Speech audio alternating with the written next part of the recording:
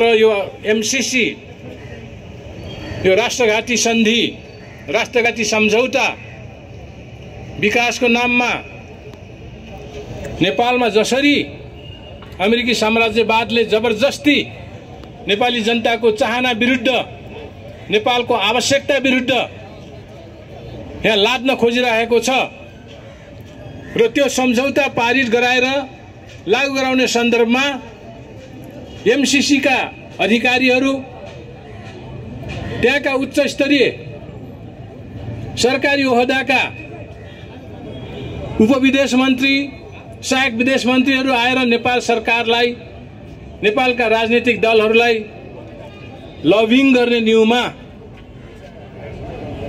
उनीहरूलाई जसरी चाहिँ तपाईको जबरजस्ती स्वीकार गर्न लगाएर जबरजस्ती यसलाई चाहिँ लागू गर्न लगाएर नेपाललाई एउटा रणभूमिमा परिणत गर्न खोजिरहेको छ। त्यसको विरुद्धमा हामीले यो विरोध सभा चाहिँ आयोजना गरेका हौं। अहिले नेपालमा यो एमसीसी भन्ने यो विकासे कार्यक्रम भनेर भनेको छ। यो जस्तो विवादित यो जस्तो चाहिँ नि अति नेपाली जनताले नचाहेको विकासे चाहिँ नि कार्यक्रम परियोजना अहिलेसम्म आएको थिएन। विकासहरू नेपालले विभिन्न वैदेशिक संघ संस्थाको सहयोगबाट सञ्चालन गरिरहेछ। हाम्रो देशको सरकार राज्य सत्ता अति नै राष्ट्रघाती चाहिँ नि भएका हुनाले जनघाती भएका हुनाले निरीह भएका हुनाले अनि आफ्नो खुट्टामा उभिन नसक्ने अर्काले उभ्याइदिनु पर्ने लुलो लङ्गरो भएको हुनाले विदेशको चाहिँ सहायतामा विदेशको चाहिँ भरमा विकास गर्न खोजिरहेको त छ नै। तर यो एमसीसी जस्तो अति नै राष्ट्रघाती जनघाती यो चाहिँ नि विकासे परियोजना पनि ल्याएर नेपाली जनतालाई नेपाललाई नेपालको राष्ट्रियता नेपालको राष्ट्रिय स्वाधीनतालाई यसले ठुलो आँचमा पुर्याएको छ। त्यसैको विरोध नेपाली जनताले सर्वत्र गरिराखेका छन्।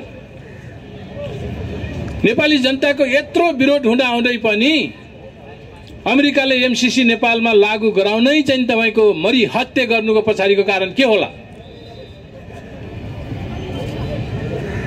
एउटा स्वाधीन र स्वतन्त्र देशमाथि एउटा साम्राज्यवादी शक्तिले विकास ल्याऊ भनेर चाहिँ तपाईको मरी हत्या गर्ने र त्यो विकासको योजना पनि लागू गर्नको लागि संसदले पारित गर्नुपर्ने। यहीबाट प्रश्न उठ्छ कि यो कति छद्मवेशी छ, यो राष्ट्रघाती छ, जनघाती छ भन्ने कुरो। हामीले यसलाई नेपालको लागि कुनै पनि हालतमा यो चाहिँ नि काम लाग्ने खालको सम्झौता होइन, विकास होइन। यसले स्वाधीन नेपाललाई स्वतन्त्र नेपाललाई परनिर्भर बनाउँछ। अमेरिकाको दलाल गर्ने चाहिँ काममा चाहिँ लगाउँछ। यो दलालीहरूले गर्ने काम हो। यो स्वाधीन सार्वभौम र सेल्फ प्राउड आफ्नो स्वाभिमानी भएको कुनै पनि देश र कुनै पनि देशका नागरिकले यसलाई स्वीकार गर्न सक्दैनन्। तर हाम्रो देशको लाचार हाम्रो देशको निकम्मा सरकारले यसलाई लागू गराउने प्रतिबद्धता दिन्छ, सहमति हुन्छ भनेर चाहिँ भन्छ र नेपाली जनतालाई यो विकासको लागि हो भनेर भुलभुलैयामा पार्न खोज्छ। यो नभइकन विकास नहुने नेपालको। यहाँका चाहिँ गद्दार नेताहरू गद्दार सरकार प्रतिक्रियावादी सरकारले त भन्छ तर यहाँका ठुला म जस्तो चाहिँ अर्थशास्त्री देशमा जन्मेकै छैन, मैले जस्तो जानेकै छैन, मैले जस्तो बुझेकै छैन भन्ने अर्थशास्त्री भन्ने आउँदा दलाल गद्दारहरूले पनि यो नभइकन नेपालको विकासै हुन्न भन्ने जस्तो कुरो गर्छन्। कति लाजमर्दो कुरो, कति घिनलाग्दो कुरो।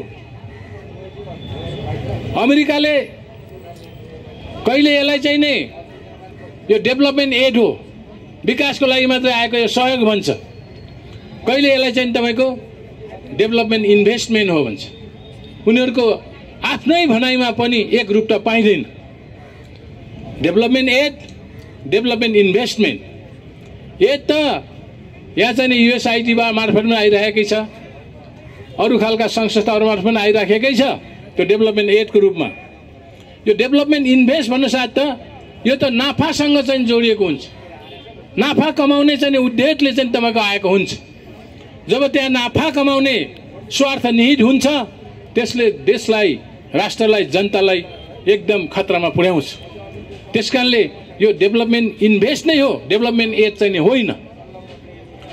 अर्को, यसलाई कहिले यो आइपिएससँग यो सम्बद्ध नै छैन भन्छ, अहिले आएर त्यसो भन्छ। इन्डो पेसिफिक रणनीतिसँग यसको कुनै सम्बन्ध छैन, यो त स्वतन्त्र चाहिँ विकास चाहिने परियोजना हो भनेर भन्छ। तर योभन्दा पहिला नै परराष्ट्र मन्त्रालयबाट, अमेरिकाको सुरक्षा मन्त्रालयबाट, अमेरिकाको नेपाल स्थित राजदूतहरूले पनि भनिसकेका छन् कि यो इन्डो पेसिफिक स्ट्राटेजीको एउटा अङ्ग हो, पार्ट हो। उनीहरूले बारम्बार यो भनिसकेका छन्। तर नेपाली जनताले निरन्तर रूपमा यसको विरोध गरेपछि अहिले यो त होइन, यो नबुझेर हो, यो विकासको लागि मात्रै हो भन्छ। यदि विकासको लागि मात्रै हो भने, डेभलपमेन्ट एड हो भने संसदबाट पारित गर्नै पर्ने त्यो चाहिँ तपाईँको कन्डिसन, त्यो शर्त किन राखिन्छ? डेभलपमेन्ट एड त सरकारले गरे हुन्छ नि त, सरकारले गरे हुँदैन? हुन्छ, अहिलेसम्म भइराखेको छ। तर डेभलपमेन्ट एड हो भन्ने, तर संसदले यसलाई पारित गर्नै पर्ने र अल्टिमेटम दिने, यो मितिसम्म गर, अहिले डिसेम्बर चाहिँ 14सम्ममा गर्न पर्छ भन्ने चाहिँ तपाईँको अल्टिमेटम डे छ। त्यो दिनुको मतलब के हो? त्यो दिनुको मतलब यो संसदबाट पारित गराएर यो चाहिँ तपाईँको परियोजनामा भएका शर्तहरू यहाँको कानुनभन्दा पनि माथि राख्ने, कानुनले त्यसलाई छुन नसक्ने, कानुनको कुनै उपचार हुन नसक्ने त्यो खालको चाहिँ तपाईँको यो षड्यन्त्र हो, यो एक किसिमको हस्तक्षेप हो। र अमेरिकाले यसरी मरी हत्या गर्नुको पछाडिको मुख्य दुईवटा कारण म देख्छु। त्यो दुईवटा कारण के हो भनेदेखि, एउटा कारण नेपालको प्राकृतिक स्रोतको दोहन गर्ने। नेपालमा युरेनियम छ, तामा खानी छ, नेपालमा सिसा खानी छ, यहाँ फलाम खानी छ, र ती सबै चाहिँ तपाईँको खनिज पदार्थहरूको दोहन गर्ने र आफ्नो देशलाई समृद्ध बनाउने, नेपाललाई कंगाल बनाउने, यो एउटा चाहिँ उसको मुख्य चाहिँ तपाईँको उद्देश्य हो। त्यसैले स्ट्राटेजिकल्ली उले यो चाहिँ तपाईँको विद्युत प्रसारणका लाइनहरू त्यो खालले चाहिँ तपाईँको तय गरेछ। काठमाडौँको चाहिँ तपाईँको ठाउँबाट चाहिँ हेटौडा, पाल्पा अनि गोरखपुर त्यो खालले चाहिँ तपाईँको चुनिया छ। जहाँ जहाँ त्यो खानीहरूको स्रोत छन्, जहाँ जहाँ ती खनिज पदार्थहरू चाहिँ तपाईँको पैमाना अत्यन्त धेरै छन्, त्यस्तो त्यस्तो ठाउँमा यसको चाहिँ तपाईँको स्ट्राटेजिक पोइन्ट, लोकेसनहरू त्यसरी चाहिँ तपाईँको तोकिया छ। अनि यो चाहिँ तपाईँको दोहन उसले चाहिँ तपाईँको गर्न चाहन्छ। त्यसबाहेक प्राकृतिक स्रोतहरू, जडीबुटीहरू, जैविक विविधताको देश भएको हुनाले त्यो जैविक विविधता, ती खालका चाहिँ तपाईँको हर्बल चाहिँ तपाईँको मेडिसिनल प्लान्ट्सहरू यहाँका अत्यन्त महत्त्वपूर्ण, यहाँका चाहिँ तपाईँको रुख बिरुवाहरू पनि यहाँ नेपालमा रहन्नन्, त्यो पनि जान्छ। त्यसकारणले त्यो एउटा चाहिँ तपाईँको आर्थिक हिसाबले ठुलो चलखेल गर्न खोजेको छ, प्राकृतिक स्रोतको दोहन। अर्को, यहाँका भूमिमाथि पनि उनीहरूको कब्जा हुन्छ। जहाँ जहाँ ट्रान्समिसन लाइन चाहिँ जान्छन् त्यो अन्तर्गतका भूमिहरू उनीहरूले अधिग्रहण गर्छन्। त्यो अधिग्रहण गरिसकेपछि त्यहाँ कसैको चाहिँ तपाईँको बाउको केही लाग्दैन, त्यो उनीहरूको अधीनमा जान्छ। त्यहाँ उनीहरूको सुरक्षा नीति अन्तर्गत त्यो चाहिँ तपाईँको त्यहाँ सुरक्षा कर्मीहरू रहन्छ र त्यही सुरक्षा कर्मीहरू भोलि यो देशको लागि ठुलो खतरनाक एउटा चाहिँ दुश्मनको रूपमा परिवर्तित हुन्छन्, जुन चाहिँ भर्खरै हामीले अनुभव गऱ्यौँ, देख्यौँ। अफगानिस्तानमा के भयो, अफगानिस्तानलाई कसरी गरेर चाहिँ तपाईँको छोड्यो, त्यहाँ चाहिँ छेद विच्छेद बनाएर छोड्यो। त्यसकारणले त्यो खालको चाहिँ स्थिति यहाँ चाहिँ रहन्छ, एउटा त्यो हो।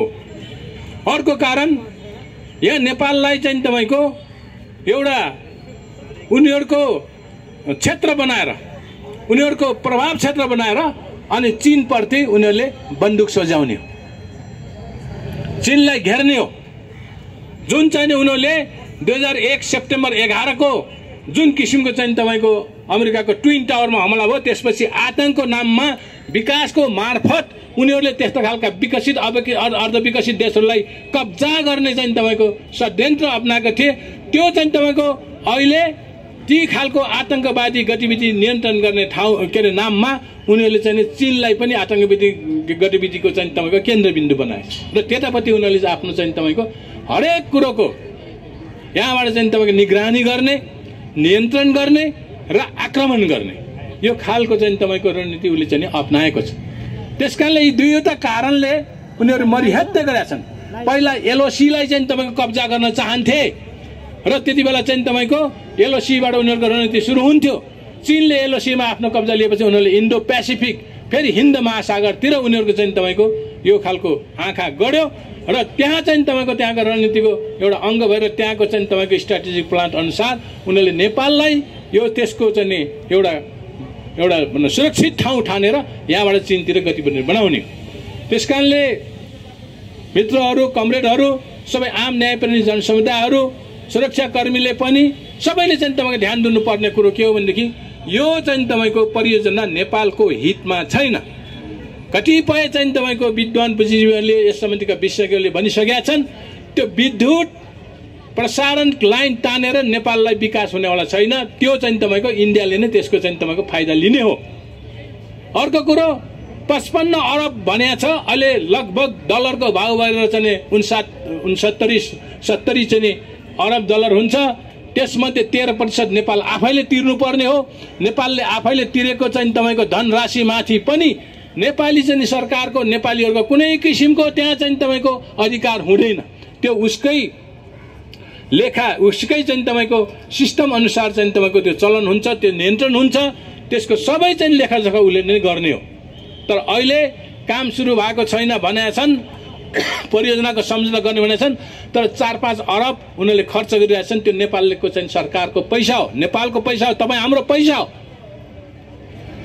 खालि घर भाडा तिर्ने, कर्मचारीलाई चाहिँ तपाईँको पालन पोषणमा त्यो चाहिँ पैसा तिरेछ भनिन्छ। महिनाको 16 लाख त घर भाडा तिर्छ अरे। यही पलतिरको चाहिँ तपाईँको जुन चाहिँ तपाईँको याक होटल हो, याक एटी होटल हो, त्यसमा चाहिँ तपाईँको महँगो भाडामा लिएर 16 लाख पैसा तिरिन्छ भन्छ। अनि चाहिँ तपाईँको त्यस्तै गरी चाहिँ उनीहरूको भरण पोषण गरिन्छ।